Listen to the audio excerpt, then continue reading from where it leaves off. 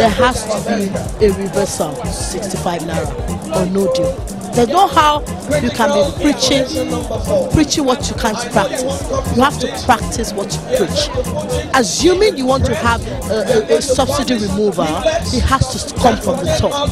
You can't have a government that would want to be siphoning all our money and the majority are suffering. So I relate with this directly. I believe in the cause, and I believe that if there's no reversal, we should go on with this with this protesting.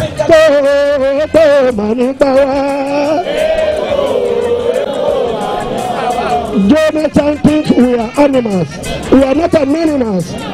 Nigeria, we are not fools. We are not slaves. We will relent our effort.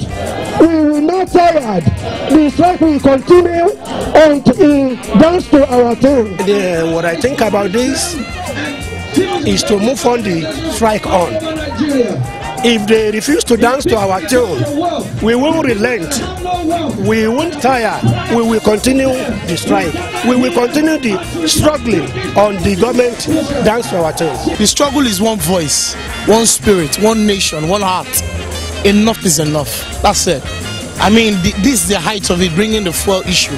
So it's now beyond the subsidy, it's beyond the fuel thingy. It's just for the sake of the average man on the street that cannot feed. Nigerian people generally are very, out of lack of a better word to use at the moment, nice. You know, we overlook things. You know, but when this thing happened, I mean, it happened all of a sudden on January 1. I mean, I, for instance, remember where I was when I saw the message. I was driving home.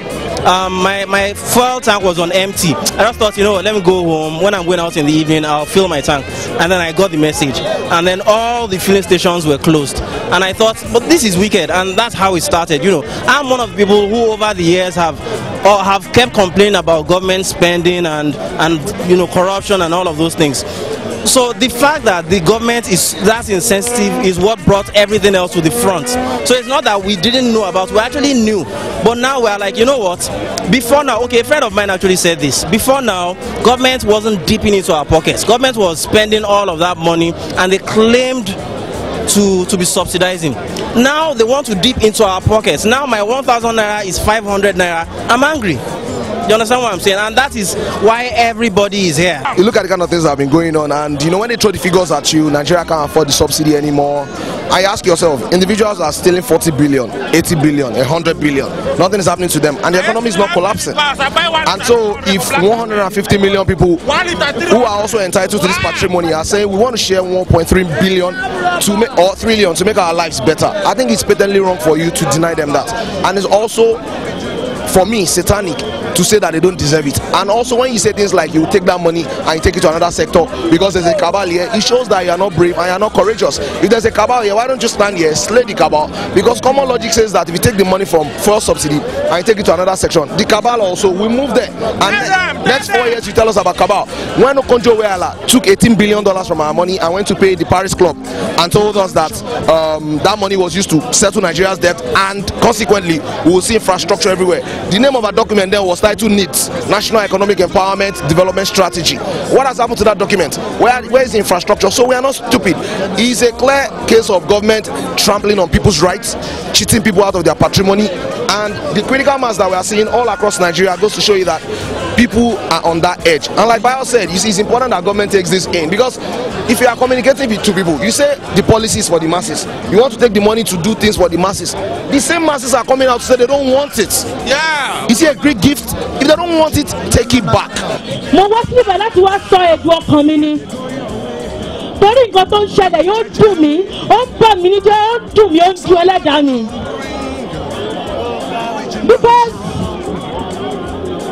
gbogbo wa ló ń dùn ẹ̀ ṣeré. Èyí tó dùn mí jù, the most painful thing is that all these people travel abroad like 2 or 3 or more than in a year. They know the way it's done over there. Wọ́n fẹ́ sọ́wọ́ di òyìnbó ọ̀sán gangan. Ṣé bó ṣe ń tíìtì àwọn tó wà nílùú òyìnbó náà ṣe ń tíìtì wá bí báyìí ni? Wọ́n fẹ́ yọ subsidy. Okay, he said, I think there is a budget. Budget yẹn should cover at the April. between January and April, the money they want to use to subsidize, where is the money? Where is the money going to? What's in there? One. Secondly, Mr. President has the guts, he has the audacity to come on NTA national television, to come and talk to you and I, that is going to be treated with 1 billion naira per year. 1 billion naira is over 2 million naira in a day. Kilo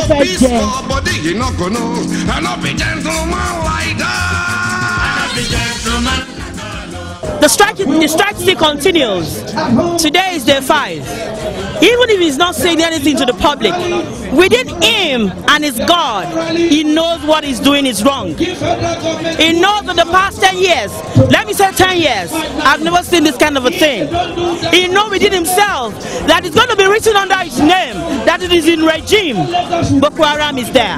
In his regime, look at the first subsidy thing. It's going to be under Good Luck Jonathan. It's going to be under his name. So whatever he decides to do, well, I don't have the power to go to the Asara. I don't have the power to go to the Vida. This is the only power I've gotten to talk with the media and to express my feelings with my people. That's what I could do. You know, I saw it coming. I saw it coming. But what I didn't see was the peaceful nature of it.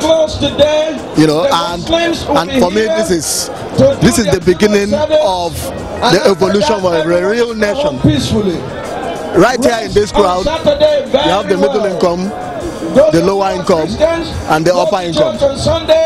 Everybody is mixed. You have Muslims, Christians, animists. Everybody is all mixed up in here. And we have something in common. We are Nigerians, and we believe that this is our country. And this is the beginning of the true patriotism we're looking for. Apart from football, I don't think I've seen something like this amongst Nigerians. But I thank God that Nigerians are speaking in one voice. Nobody's singing of religion anymore.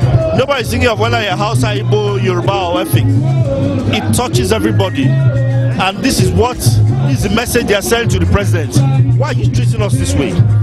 There's why people who supported him. 22 million votes, one man. I didn't vote for him because, let me say, I had a premonition something like this might happen. But now that we have seen this, we must make sure he reverts back. If he doesn't, the next step is to impeach him. If the National Assembly cannot do it, we'll take over the National Assembly, impeach the National Assembly, then impeach the president. It's not about how many people that are gathered here that matters. It is about what they are here for. And if you check, 60, 70% or 80% of the people are saying no. See, we are struggling before. Don't make us suffer now. That's why somebody like me will come out without being paid. That's why all of our artists will come out without being paid, just to tell the man that is leading us. Because he's our leader, whether we like it or not. Now, you need to listen to the people. A good listener is a good leader. We don't want it. Just put it at 65 naira. Develop other policies that you can make money from. Cut down your expenses. The rate at which we're using the public money to run the government is too much. I think we've all said all we need to say. The crowd behind me testify to not how Wale Adebayo feels alone, but how the entire Nigerian populace. We might look as if we're not up to 1% of the population of the country, but for us to have been able to gather this much crowd for 5 days, consistently shouting, consistently screaming, consistently agitating for the government to reverse this draconian policy called subsidy removal.